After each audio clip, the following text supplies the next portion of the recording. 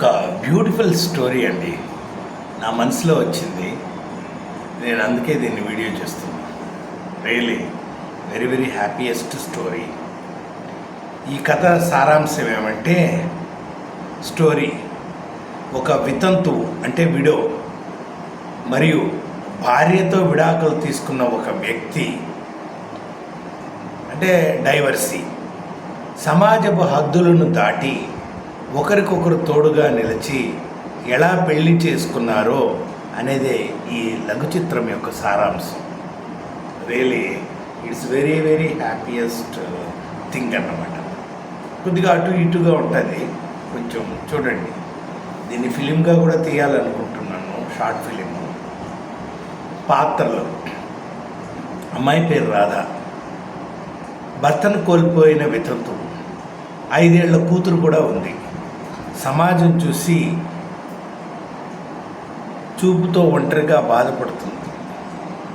రాహుల్ భార్యతో విడాకులు తీసుకున్న వ్యక్తి, మనస్తత్వం సక్రమంగా ఇద్దరివి కలవకపోవకుండా విడిపోయారు. ఒంటరితనాన్ని అనుభవిస్తూ ఉంటాడు.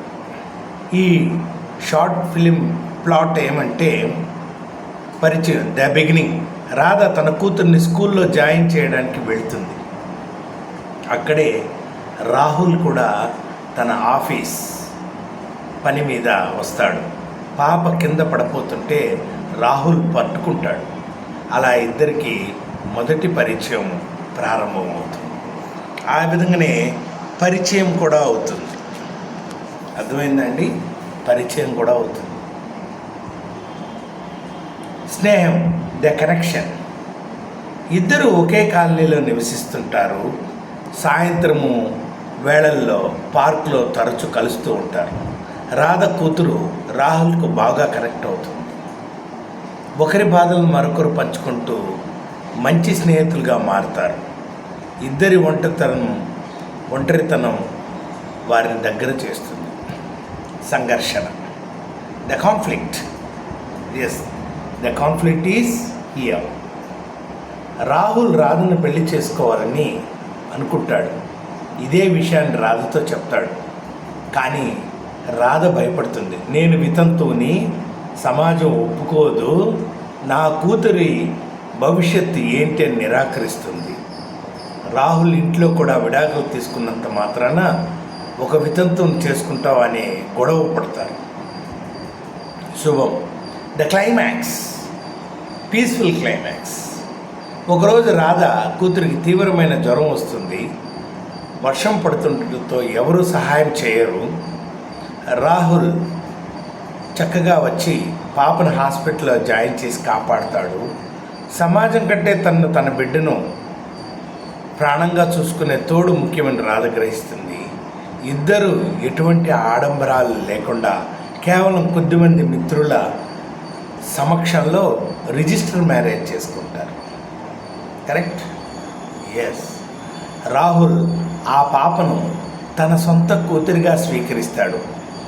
ఒక కొత్త మరియు సంతోషకరమైనటువంటి జీవితాన్ని ప్రారంభిస్తారు.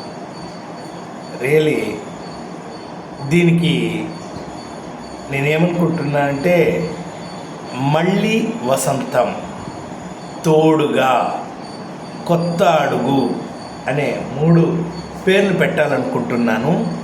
మీరేం చెప్తారో నాకు చెప్పండి. ఆ 3 పేర్లలో ఏదైనా ఒకటి చెప్పండి, నేను దాన్ని చేస్తాను.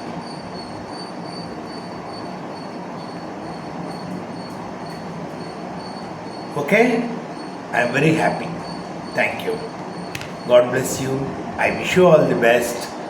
అండ్ యాజ్ వెల్ యాజ్ ఇది చాలా చక్కగా కుదరాలని, మంచి పిక్చర్గా రావాలని, గొప్ప స్థాయికి వెళ్ళాలని మిమ్మల్ని మనస్ఫూర్తిగా కోరుకుంటున్నాను. నన్ను మొట్టమొదటగా ఆశీర్వదించుకుంటున్నాను. Thank you very much. నాకు ఏదో గొప్పగా అయిపోవాలని కాదు, ఏదో సింపుల్గా ప్రజలు నన్ను కానీ ఆదరించినారంటే మంచి స్థాయికి ఈ స్టోరీని తీసుకెళ్లాలని ఆశ. Thank you. God bless you. I wish you all the best. Thank you. Lot.